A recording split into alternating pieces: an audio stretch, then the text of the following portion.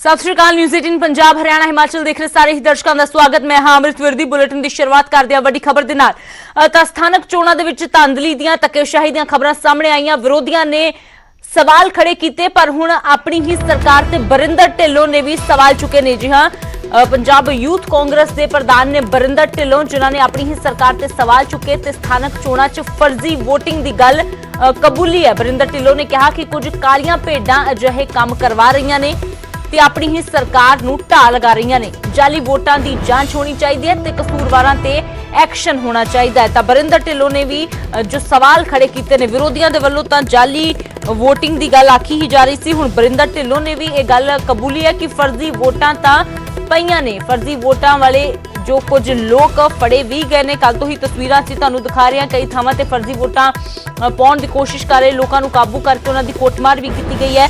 पर विरोधियों के वलों तां सवाल खड़े किए जा ही रहे सी, जिसनूं कांग्रेस कह रही थी कि विरोधियों का काम है विरोध करना। अपनी हार नूं देख के विरोधी विरोध कर रहे हैं। पर हुण बरिंदर ढिल्लों पंजाब यूथ कांग्रेस के प्रधान ने बरिंदर ढिल्लों ने अपनी ही सरकार ते सवाल चुके ने। कहा है कि स्थानक चोणां च फर्जी वोटिंग की जिहड़ी गल है उन्होंने कबूली है कि फर्जी वोटिंग तां होई है। बरिंदर ढिल्लों ने कहा है कि कुछ कालियां भेडां अजिहे काम करवा रही ने ते अपनी ही सरकार नूं ढाह लगा रही ने। खुद वेख लो, इत्थे तुसीं वोटरां तो पुछ लो, जो 5 साल पुराना इत्थों बंदा जलंधर रह रहा होवे और इत्थे आके वोट पावे, वो किसी पक्षों गल सही नहीं बनती।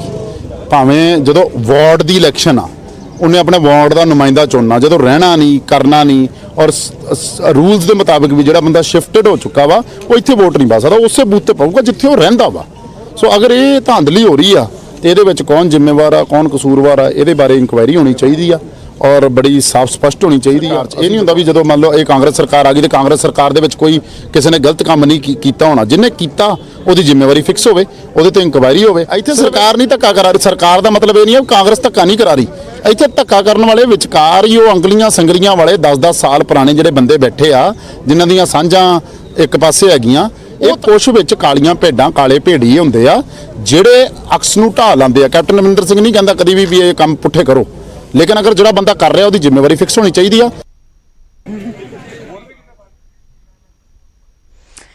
तो विरोधियों के वलों सवाल चुके जान तो समझ में आउंदा है, पर बरिंदर ढिल्लों ने भी अपनी ही सरकार ते सवाल चुके ने। सीधे तौर पर कहा है कि अजिहा नहीं है कि कांग्रेस दे वेले दे विच जो है वो गलत काम नहीं हो रहे। बरिंदर ढिल्लों के वलों खुद ये जो शब्द इस्तेमाल किए गए ने।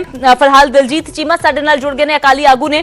तो दिलजीत चीमा जी, विरोधियों के वलों तो सवाल जो चके जान उन्होंने विरोध कह दिता जाता है, पर बरिंदर ढिल्लों भी कह रहे हैं पंजाब यूथ कांग्रेस के प्रधान ने कि अजिहा नहीं है कि कांग्रेस के वेले गलत काम होए नहीं ने, फर्जी वोटां की गल कबूली है उन्होंने।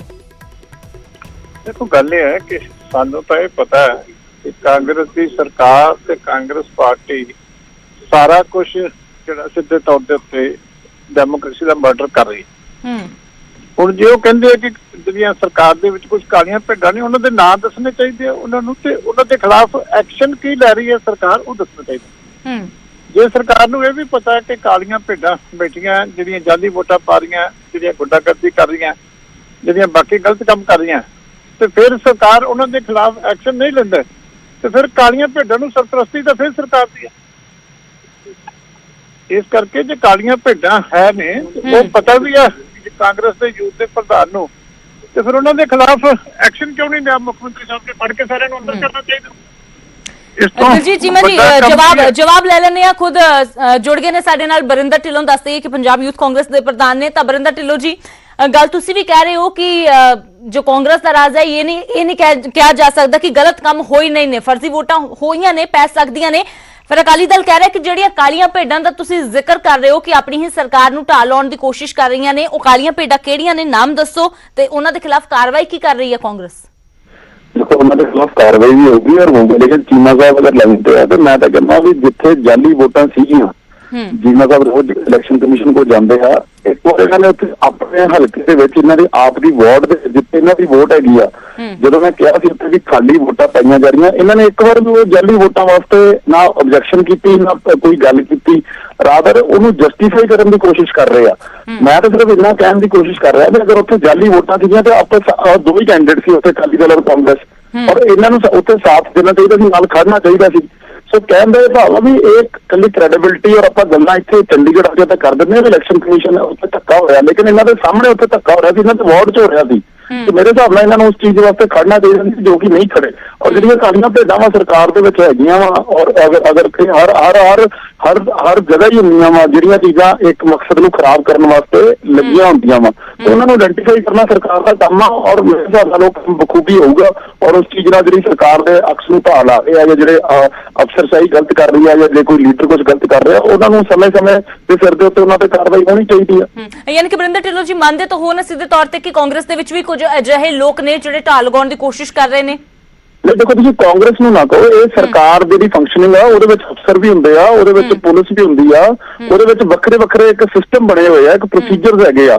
ਲੇਕਿਨ ਅਗਰ ਉਹ ਕੋਈ ਪ੍ਰੋਸੀਜਰਸ ਨੂੰ ਅਗਰ ਕੋਈ ਸਬਵਰਟ ਕਰ ਰਿਹਾ ਜਾਂ ਉਹਦੇ ਪ੍ਰੋਸੀਜਰਸ ਨੂੰ ਕੋਈ ਕਰ ਰਿਹਾ ਵਾ, ਔਰ ਇੱਕ ਜਿਵੇਂ ਮਤਲਬ ਮੰਨ ਲਓ ਕੋਈ ਵੀ ਆਰਗੇਨਾਈਜੇਸ਼ਨ ਆ, ਉਹਦੇ ਵਿੱਚ ਕੁਝ ਜਿਹੜੇ ਗਲਤ ਅਨਸਰਾਂ ਨੂੰ ਆਇਡੈਂਟੀਫਾਈ ਕਰਨਾ, ਉਹ ਆ ਜਾਂਦੇ ਆ, ਉਹ ਇੱਕ ਪ੍ਰੋਸੀਜਰ ਦੇ ਰਾਹੀਂ ਆ ਜਾਂਦੇ ਆ, ਉਹਨਾਂ ਨੂੰ ਆਇਡੈਂਟੀਫਾਈ ਕਰਨਾ ਸਿੱਧੇ ਤੌਰ ਤੇ। ਪਰ ਜ਼ਿੰਮੇਵਾਰੀ ਤਾਂ ਫਿਰ ਸਰਕਾਰ ਦੀ ਹੀ ਬਣਦੀ ਹੈ। ਚਲੋ ਤੁਸੀਂ ਅਫਸਰਾਂ ਦੀ ਚਾਹੇ ਗੱਲ ਕਰ ਰਹੇ ਹੋ, ਪਰ ਜਵਾਬ ਲੈ ਲੈਂਦੇ ਆ। ਤੁਸੀਂ ਜਿਹੜੀ ਗੱਲ ਕਹੀ ਸੀ ਕਿ ਅਕਾਲੀ ਦਲ ਉਸ ਗੱਲ ਤੇ ਸਾਥ ਕਿਉਂ ਨਹੀਂ ਦੇ ਰਿਹਾ, ਦਿਲਜੀਤ ਚੀਮਾ ਜੀ ਤੁਸੀਂ ਵੀ ਰੋਪੜ ਦੇ ਨਾਲ ਸੰਬੰਧ ਰੱਖਦੇ ਹੋ ਤੇ ਵਰਿੰਦਰ ਢਿੱਲੋਂ ਕਹਿ ਰਹੇ ਨੇ ਕਿ ਤੁਸੀਂ ਬਾਕੀ ਮੁੱਦੇ ਲੈ ਕੇ, ਸੁਰੱਖਿਆ ਦਾ ਮੁੱਦਾ, ਕਾਨੂੰਨ ਵਿਵਸਥਾ ਦਾ ਮੁੱਦਾ ਲੈ ਕੇ ਤਾਂ ਚੋਣ ਕਮਿਸ਼ਨ ਕੋਲ ਜਾਂਦੇ ਰਹੇ, ਪਰ ਤੁਸੀਂ ਇੱਕ ਵਾਰ ਵੀ ਫਰਜ਼ੀ ਵੋਟਾਂ ਦੀ ਗੱਲ ਨਹੀਂ ਆਖੀ।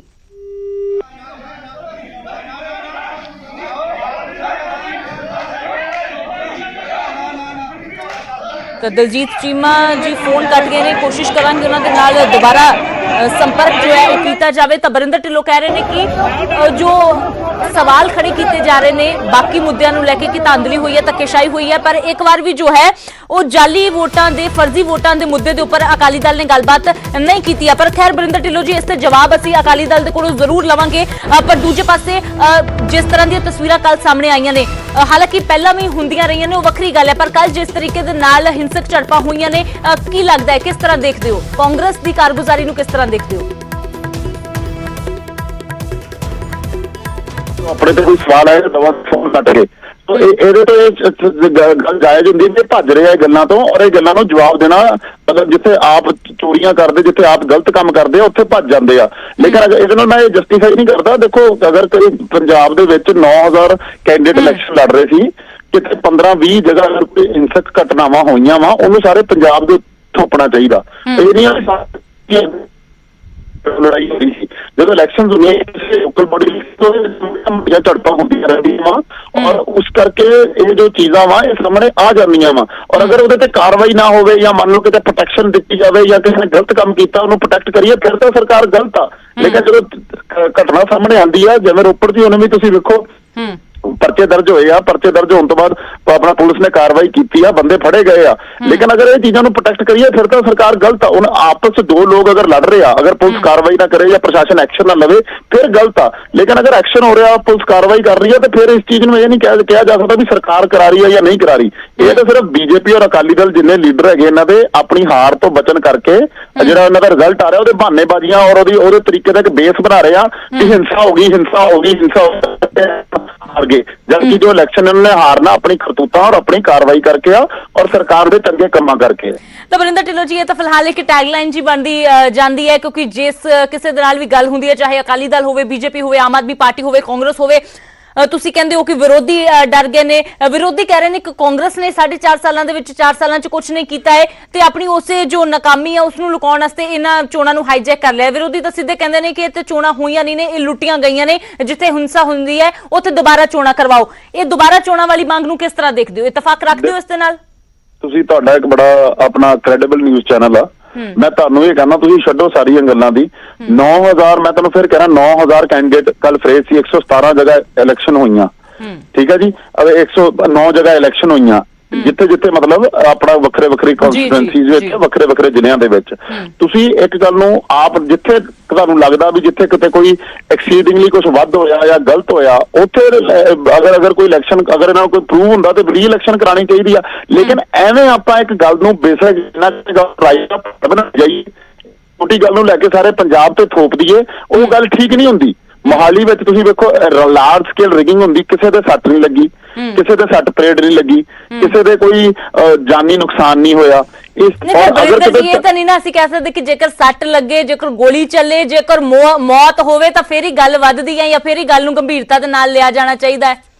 ਦੇਖੋ ਮੈਂ ਤੁਹਾਨੂੰ ਇਹ ਕਹਿਣਾ, ਤੁਸੀਂ ਵੀ ਇਸ ਫੀਲਡ 'ਚੋਂ, ਅਸੀਂ ਫੀਲਡ 'ਚ, ਇਲੈਕਸ਼ਨਾਂ ਦੇ ਵਿੱਚ ਇੱਕ ਕਈ ਚੀਜ਼ਾਂ ਹੋ ਜਾਂਦੀਆਂ ਜਿਹੜੀਆਂ ਨਾ ਸਰਕਾਰ ਚਾਹੁੰਦੀ ਆ ਨਾ ਕੈਂਡੀਡੇਟ ਚਾਹੁੰਦੇ ਆ, ਕਈ ਥੱਲੜੇ ਲੈਵਲ ਦੇ ਉੱਤੇ ਆਪਸ ਝੜਪਾਂ ਹੋ ਜਾਂਦੀਆਂ। ਲੇਕਿਨ ਮੈਂ ਉਹੀ ਕਹਿਣਾ, ਰਾਈ ਦਾ ਪਹਾੜ ਨਹੀਂ ਬਣਾਉਣਾ ਚਾਹੀਦਾ। ਏਡਾ ਕੋਈ ਠੀਕ ਆ, ਵਿਜ਼ੂਅਲਸ ਆ ਰਹੇ ਆ, 4 ਜਗ੍ਹਾ ਤੋਂ ਆ ਰਹੇ ਆ, 10 ਜਗ੍ਹਾ ਤੋਂ ਆ ਰਹੇ ਆ, 20 ਜਗ੍ਹਾ ਤੋਂ ਆ ਰਹੇ ਆ, ਲੇਕਿਨ ਮੈਂ ਤੁਹਾਨੂੰ ਉਹੀ ਕਹਿ ਰਿਹਾ ਵੀ ਬਹੁਤ ਪੰਜਾਬ ਦੇ ਵਿੱਚ ਕਿੰਨੇ ਹਜ਼ਾਰਾਂ ਦੀ ਗਿਣਤੀ 'ਚ ਬੂਥ ਸੀਗੇ, ਕਿੰਨੇ ਹਜ਼ਾਰਾਂ ਦੀ ਗਿਣਤੀ ਦੇ ਵਿੱਚ ਕੈਂਡੀਡੇਟ ਸੀਗੇ, ਕਿੰਨੇ 100 ਜਗ੍ਹਾ ਦੇ ਇਲੈਕਸ਼ਨ ਚੀਜ਼ ਨੂੰ ਆਪਾਂ ਅਗਰ ਐ ਕਰਕੇ ਤੋੜ ਦਈਏ ਵੀ ਤੁਸੀਂ ਬਣੇ ਰਹੋ ਸਾਡੇ ਨਾਲ ਤੇ ਕੋਸ਼ਿਸ਼ ਕਰੋ ਕਿ ਰੇਂਜ ਦੇ ਵਿੱਚ ਰਹਿ ਕੇ ਗੱਲ ਕੀਤੀ ਜਾਵੇ, ਕਿਉਂਕਿ ਵਿੱਚ ਤੁਹਾਡੀ ਆਵਾਜ਼ ਜਿਹੜੀ ਹੈ ਥੋੜੀ ਕੱਟ ਰਹੀ ਹੈ। ਸਾਡੇ ਨਾਲ ਵਿਰਸਾ ਸਿੰਘ ਵਲਟੋਆ ਜੁੜ ਗਏ ਨੇ, ਉਹਨਾਂ ਦੇ ਕੋਲੋਂ ਜਵਾਬ ਲੈ ਲੈਣੇ। ਤਾਂ ਵਿਰਸਾ ਸਿੰਘ ਵਲਟੋਆ ਜੀ, ਕੱਲ ਜੋ ਕੁਝ ਹੋਇਆ ਤੁਸੀਂ ਵੀ ਦੇਖਿਆ, ਪਰ ਕਾਂਗਰਸ ਕਹਿੰਦੀ ਹੈ, ਬਰਿੰਦਰ ਢਿੱਲੋਂ ਕਹਿੰਦੇ ਨੇ ਕਿ ਰਾਈ ਦਾ ਪਹਾੜ ਨਾ ਬਣਾਓ, ਮਾਈਨਰ ਜੀਆਂ ਗੱਲਾਂ ਨੇ, ਹੋ ਜਾਂਦੀਆਂ ਨੇ।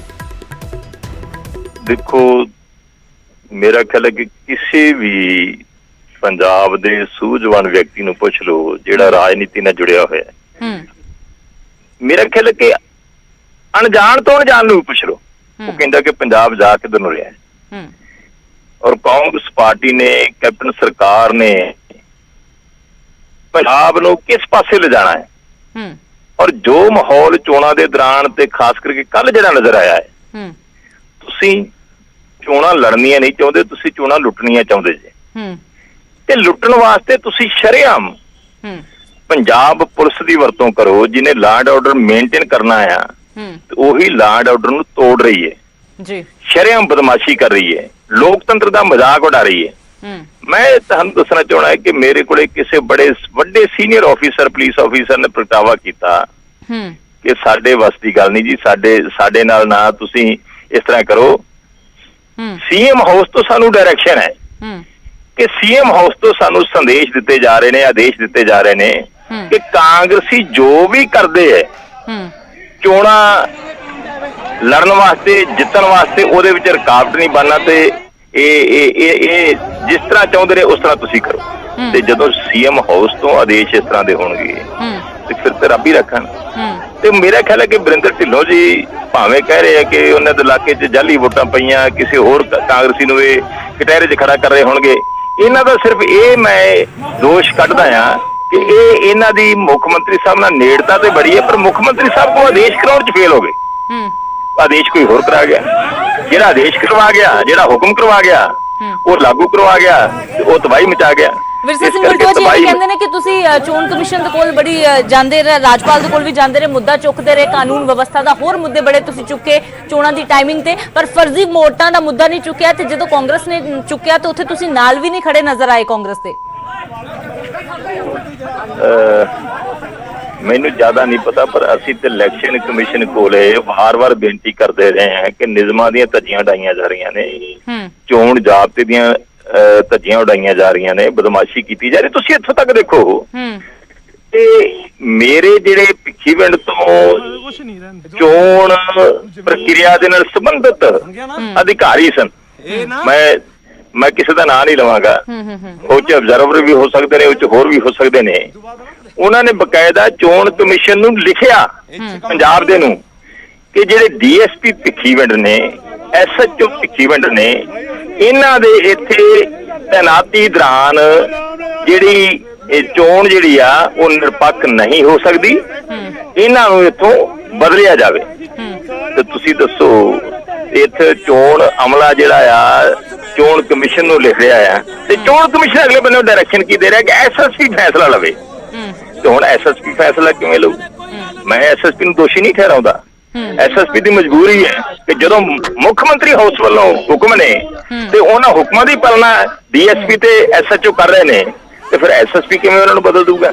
ਇਸ ਕਰਕੇ ਇੱਥੇ ਤੇ ਅੰਨੀ ਕੀ ਕਹਿੰਦੇ ਹੁੰਦੇ ਆ ਵੀ ਇਹ ਤੇ ਕੁੱਤੀ ਚੱਟੇ ਵਾਲਾ ਹਿਸਾਬ ਤਾਂ ਬਣਿਆ ਫਿਰਦਾ ਆ, ਉਹ ਰੱਬ ਰੱਖਾ ਆ। ਚਲੋ ਇਹ ਚੋਣਾਂ ਤੇ ਜਿੱਤ ਜਾਣਗੇ, ਇਹ ਚੋਣਾਂ ਜਿੱਤ ਜਾਣਗੇ ਪੁਲਿਸ ਦੀ ਮਦਦ ਦੇ ਨਾਲ, ਤੇ 2022 ਚ ਕੌਣ ਜਿਤਾਊ? ਇਹੀ ਗੱਲ ਮੈਂ ਕਿਸੇ ਸੀਨੀਅਰ ਪੁਲਿਸ ਅਧਿਕਾਰੀ ਨੂੰ ਕਹੀ ਸੀ ਕੱਲ ਹੀ। ਮੈਂ ਕਿਹਾ ਜਨਾਬ ਆਹ ਤੇ ਚੋਣਾਂ ਇਹਨਾਂ ਨੂੰ ਜਿਤਾ ਦਿਓਗੇ, ਤੁਸੀਂ ਜਿਤਾ ਦਿਓਗੇ, ਤੇ 2022 ਚ ਕੌਣ ਜਿਤਾਊ? ਅੱਗੋਂ ਹੱਸੇ। ਚਲੋ ਜ਼ਿਕਰ ਵੀ ਹੋਇਆ ਸੀ ਵਿਰਸਾ ਸਿੰਘ ਵਲਟੋਆ ਜੀ, ਜ਼ਿਕਰ ਤੁਹਾਡਾ ਵੀ ਹੋਇਆ ਸੀ, ਜ਼ਿਕਰ ਉਸ ਤੂੰ ਮਹਿਮੇ ਦਾ ਵੀ ਹੋਇਆ ਸੀ ਜੋ ਚੋਣ ਪ੍ਰਚਾਰ ਦੇ ਦੌਰਾਨ ਵੀ ਹੋਈ ਸੀ। ਤਾਂ ਬਰਿੰਦਰ ਢਿੱਲੋਂ ਜੀ ਕੀ ਕਹਿਣਾ ਚਾਹੋਗੇ? ਅਕਾਲੀ ਦਲ ਕਹਿ ਰਹੇ ਨੇ ਕਿ ਇਹ ਚੋਣਾਂ ਤਾਂ ਜਿੱਤ ਜਾਓਗੇ ਇਸ ਤਰ੍ਹਾਂ ਧਾਂਦਲੀਆਂ ਧੱਕੇਸ਼ਾਹੀ ਕਰਕੇ, ਪਰ ਅੱਗੇ ਕੀ ਬਣੇਗਾ?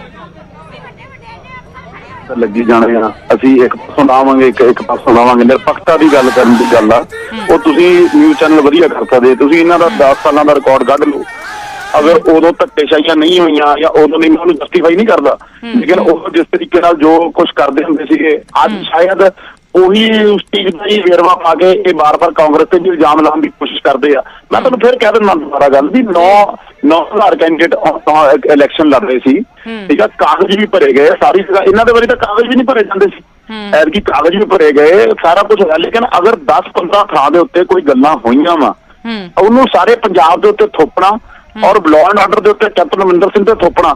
ਅਗਰ ਕਾਰਵਾਈ ਨਾ ਹੋਈ ਹੋਵੇ, ਅਗਰ ਕਿਤੇ ਮਤਲਬ ਮੰਨ ਲਓ ਕਿਤੇ ਹਿੰਸਕ ਘਟਨਾ ਹੋਈ ਆ, ਕਿਤੇ ਸੱਟ ਲੱਗੀ ਆ, ਪੁਲਿਸ ਕਾਰਵਾਈ ਨਾ ਕਰ ਰਹੀ ਹੋਵੇ ਜਾਂ ਪੁਲਿਸ ਦੋਸ਼ੀਆਂ ਨੂੰ ਬਚਾ ਰਹੀ ਹੋਵੇ, ਤੇ ਫਿਰ ਤਾਂ ਕਸੂਰਵਾਰ ਹੈਗੇ ਆ। ਲੇਕਿਨ ਅਗਰ ਇਲੈਕਸ਼ਨਾਂ ਦੇ ਵਿੱਚ ਭਾਵੇਂ 2022 ਦੀਆਂ ਹੋਣ, ਭਾਵੇਂ 18 ਦੀਆਂ ਹੋਣ, 19 ਦੀਆਂ ਹੋਣ, ਝੜਪਾਂ ਹੋ ਜਾਂਦੀਆਂ ਵਾ, ਲੇਕਿਨ ਝੜਪਾਂ ਦੇ ਉੱਤੇ ਕਾਰਵਾਈਆਂ ਹੋਣੀਆਂ ਜ਼ਰੂਰੀ ਆ। ਅਸੀਂ ਕਿਸੇ ਨੂੰ ਪ੍ਰੋਟੈਕਟ ਨਹੀਂ ਕਰ ਰਹੇ ਔਰ ਅਸੀਂ ਕਿਸੇ ਨੂੰ ਉਹ ਨਹੀਂ ਕਰ ਰਹੇ ਵੀ ਇਹ ਗੱਲ ਕਰ ਰਹੇ ਬਾਰ-ਬਾਰ ਵੀ ਕੈਪਟਨ ਅਮਰਿੰਦਰ ਸਿੰਘ ਦੇ ਉੱਤੇ 2 ਮਿੰਟ ਚ ਸੀਐਮ ਆਫਿਸ ਤੇ, ਇਹੋ ਜਿਹੀਆਂ ਦੇਖੋ ਇਹ ਗੱਲਾਂ ਕ੍ਰੈਡੀਬਲ ਨਹੀਂ ਹੁੰਦੀਆਂ, ਜਾਂ ਤਾਂ ਨਾਮ ਲੈਣ ਅਫਸਰਾਂ ਦੇ। ਔਰ ਅਗਰ ਚਲੋ ਵਰਿੰਦਰ ਢਿੱਲੋਂ ਜੀ, ਜਸਟੀਫਾਈ ਤਾਂ ਕੀਤਾ ਜਾ ਹੀ ਨਹੀਂ ਸਕਦਾ ਕਿ ਕਿਤੇ ਵੀ ਹਿੰਸਕ ਝੜਪ ਹੋਵੇ, ਉਸਨੂੰ ਇਹ ਤਾਂ ਅਸੀਂ ਕਹਿ ਹੀ ਨਹੀਂ ਸਕਦੇ ਕਿ ਇਹ ਛੋਟੀ ਮੋਟੀ ਹੈ ਜਾਂ ਫਿਰ ਇਸ ਨੂੰ ਜੋ ਹੈ ਇਗਨੋਰ ਕੀਤਾ ਜਾ ਸਕਦਾ ਹੈ। ਫਿਲਹਾਲ ਸ਼ੁਕਰੀਆ ਨਿਊਜ਼ 18 ਪੰਜਾਬ ਹਰਿਆਣਾ ਹਿਮਾਚਲ ਦੇ ਨਾਲ ਜੁੜਨ ਲਈ। ਵਿਰਸਾ ਸਿੰਘ ਵਲਟੋਆ ਜੁੜਿਆ ਅਕਾਲੀ ਦਲ ਦੇ ਵੱਲੋਂ। ਵਿਰਸਾ ਸਿੰਘ ਜੀ, ਤੁਹਾਡਾ ਵੀ ਸ਼ੁਕਰੀਆ। ਤਾਂ ਫਿਰ ਸਥਾਨਕ ਚੋਣਾਂ ਦੇ ਲਈ VOTING ਦੀ ਪ੍ਰਕਿਰਿਆ ਮੁਕੰਮਲ ਹੋ ਗਈ ਹੈ, ਪਰ ਅਜੇ ਵੀ ਬਵਾਲ ਜਾਰੀ ਹੈ। ਬਵਾਲ ਹੈ ਵਿਰੋਧੀਆਂ ਦੇ ਵੱਲੋਂ ਧੱਕੇਸ਼ਾਹੀ ਦੇ ਇਲਜ਼ਾਮ ਲੱਗ ਰਹੇ ਨੇ, ਤੇ ਦੂਜੇ ਪਾਸੇ ਵਰਿੰਦਰ ਢਿੱਲੋਂ ਨੇ ਵੀ ਆਪਣੀ ਹੀ ਸਰਕਾਰ ਤੇ ਕਿਤੇ ਨਾ ਕਿਤੇ ਸਵਾਲ ਤਾਂ ਖੜੇ ਕਰ ਦਿੱਤੇ ਨੇ। ਫਰਜ਼ੀ ਜੋ VOTING ਹੈ ਉਸਦੀ ਗੱਲ ਤਾਂ ਕਬੂਲੀ ਹੈ, ਇਹ ਵੀ ਕਿਹਾ ਕਿ ਅਜਿਹਾ ਨਹੀਂ ਹੈ ਕਿ ਕਾਂਗਰਸ ਦੇ ਰਾਜ ਵਿੱਚ ਗਲਤ ਕੰਮ ਨਹੀਂ ਹੋਇਆ ਹੋਵੇਗਾ, ਪਰ ਨਾਲ ਹੀ ਕਹਿ ਦਿੱਤਾ ਹੈ ਕਿ ਜੋ 15-20 ਥਾਵਾਂ ਤੇ ਘਟਨਾਵਾਂ ਹੋਈਆਂ ਨੇ ਉਹ ਰਾਈ ਵਰਗੀਆਂ ਨੇ, ਤਾਂ ਉਸ ਦਾ ਪਹਾੜ ਨਹੀਂ ਬਣਾਇਆ ਜਾਣਾ ਚਾਹੀਦਾ। ਬਾਕੀ ਨਤੀਜੇ 17 ਫਰਵਰੀ ਨੂੰ ਸਾਹਮਣੇ ਆਉਣੇ ਨੇ।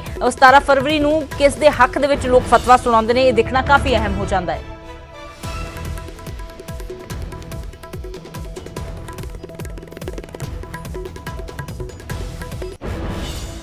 ਸਵਾਗਤ ਹੈ। ਗੱਲ ਕਰਦੇ ਹਾਂ ਕਾਂਗਰਸ ਦੀ। ਜੀ ਹਾਂ, ਜੀਂਦ ਦੀ ਕਾਂਗਰਸੀ ਆਗੂ ਵਿਦਿਆ ਦੇਵੀ ਦੇ ਬੋਲ ਵਿਗੜੇ ਨੇ, ਜਿਸ ਦੇ ਨਾਲ ਕਾਂਗਰਸ ਦੀਆਂ ਮੁਸ਼ਕਿਲਾਂ ਵੱਧਦੀਆਂ ਹੋਈਆਂ ਨਜ਼ਰ ਆ ਰਹੀਆਂ ਨੇ। ਵਿਦਿਆ ਦੇਵੀ ਦੇ ਵੱਲੋਂ ਜੋ ਬਿਆਨ ਦਿੱਤਾ ਗਿਆ ਹੈ ਕਿ ਕਿਸਾਨ ਅੰਦੋਲਨ ਕਾਂਗਰਸ ਦੇ ਲਈ ਮੌਕਾ ਹੈ ਤੇ ਇਸ ਨੂੰ ਖਤਮ ਨਾ ਹੋਣ ਦਿਓ। ਵਿਦਿਆ ਦੇਵੀ ਨੇ ਕਿਹਾ ਕਿ ਭਾਵੇਂ ਪੈਸੇ ਦਿਓ, ਭਾਵੇਂ ਸ਼ਰਾਬ ਦਿਓ, ਪਰ ਅੰਦੋਲਨ ਦਾ ਪੂਰਾ ਸਾਥ ਦਿਓ। ਕਾਂਗਰਸੀ ਲੀਡਰਾਂ ਦੀ ਮੀਟਿੰਗ ਦੇ ਵਿੱਚ ਸੰਬੋਧਨ ਕਰ ਰਹੇ ਸੀ ਵਿਦਿਆ ਦੇਵੀ। ਵਿਧਾਇਕ ਸੁਭਾਸ਼ ਗਾਂਗੁਲੀ ਸਣੇ ਕਈ ਆਗੂ ਇਸ ਦੌਰਾਨ ਮੌਜੂਦ ਸੀ। ਖੁਦ ਵੀ ਜੀਂਦ ਦੇ ਨਰਵਾਨਾ ਤੋਂ ਵਿਧਾਨ ਸਭਾ ਚੋਣ ਲੜ ਚੁੱਕੇ ਨੇ ਵਿਦਿਆ ਦੇਵੀ, ਤੇ ਉਹਨਾਂ ਦੇ ਵੱਲੋਂ ਜੋ ਇਹ ਸੰਬੋਧਨ ਕੀਤਾ ਜਾ ਰਿਹਾ ਸੀ ਉਸ ਤੇ ਹੁਣ ਵਿਰੋਧੀਆਂ ਦੇ ਵੱਲੋਂ ਨਿਸ਼ਾਨੇ ਸਾਧੇ ਜਾ ਰਹੇ ਨੇ। ਵਿਰੋਧੀ ਕਹਿ ਰਹੇ ਨੇ ਕਿ ਇਹ ਅੰਦੋਲਨ ਕਾਂਗਰਸ ਦਾ ਹੀ ਚਲਾਇਆ ਜਾ ਰਿਹਾ ਹੈ, ਕਾਂਗਰਸ ਦੇ ਲਈ ਇੱਕ ਮੌਕਾ ਹੈ। ਇਹ ਖੁਦ ਕਾਂਗਰਸ ਦੇ ਵੱਲੋਂ ਕਿਹਾ ਜਾ ਰਿਹਾ ਹੈ। ਕੀ ਕੁਝ ਕਿਹਾ ਵਿਦਿਆ ਦੇਵੀ ਨੇ ਆਪਣੇ ਸੰਬੋਧਨ ਦੌਰਾਨ, ਉਹ ਵੀ ਤੁਹਾਨੂੰ ਸੁਣਾ ਦਿੰਦੇ ਹਾਂ।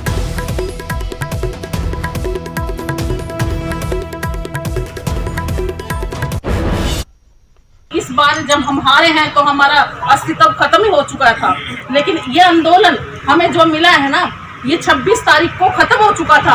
लेकिन किसी न किसी तरह, क्योंकि किसान के इरादे मजबूत थे, ये दोबारा से खड़ा हुआ और इतनी मजबूती से खड़ा हुआ कि इसको हमने चलाना है। किसानों ने तो अपनी किसी तरह की कोई कमी नहीं छोड़ी, हर जगह उन्होंने खाने का, पीने का, हर तरह से जितना उनके बल था वो काम किया। हम तो मैं तो यही कहूँगी कि हर साथी की जितनी भी हिम्मत है, चाहे वो पैसे रुपए से दान कर सकता है, सब्जियों से दान कर सकता है, घी का दान कर सकता है, जैसे शराब का भी कर सकते हैं। सारी तरह से मैं कहती हूँ जिस तरह से जिसका जो भी सहयोग बनता है करें और इस आंदोलन को बढ़ाएं।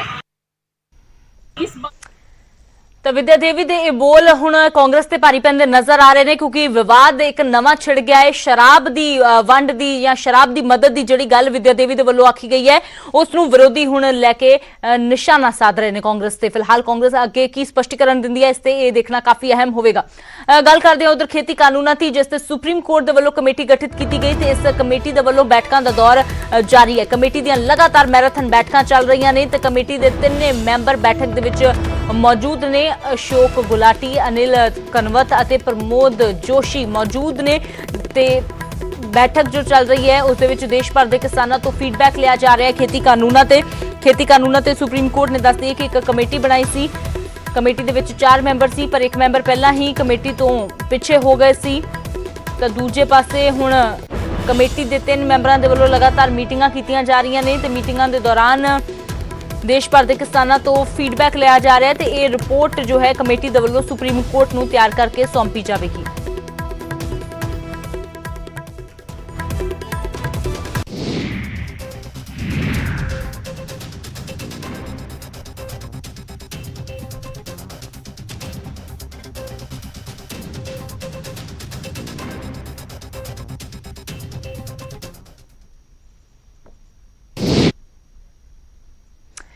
ਤੇ ਗੱਲ ਕਰਦੇ ਹਾਂ ਹੁਣ ਟੂਲ ਕਿਟ ਮਾਮਲੇ ਦੀ। ਮਾਮਲਾ ਲਗਾਤਾਰ ਭਖਦਾ ਜਾ ਰਿਹਾ ਹੈ ਕਿਉਂਕਿ ਇਸ ਮਾਮਲੇ 'ਚ ਦਿੱਲੀ ਪੁਲਿਸ ਐਕਸ਼ਨ ਦੇ ਵਿੱਚ ਨਜ਼ਰ ਆ ਰਹੀ ਹੈ। ਹੁਣ ਨਿਕਿਤਾ ਜੈਕਬ ਦੇ ਖਿਲਾਫ ਗੈਰ ਜ਼ਮਾਨਤੀ ਵਾਰੰਟ ਜਾਰੀ ਕਰ ਦਿੱਤੇ ਗਏ ਨੇ। ਦਿਸ਼ਾ ਰਵੀ ਦੀ ਕਰੀਬੀ ਦੋਸਤ ਹੈ ਨਿਕਿਤਾ ਜੈਕਬ ਤੇ ਜੋ ਦਿਸ਼ਾ ਰਵੀ ਉਸ ਨੂੰ ਪਹਿਲਾਂ ਹੀ गिरफ्तार किया जा चुका है। दिल्ली पुलिस के वालों कल गिरफ्तार किया गया सी। दिशा रवि नूं बेंगलुरु तो गिरफ्तार किया गया सी।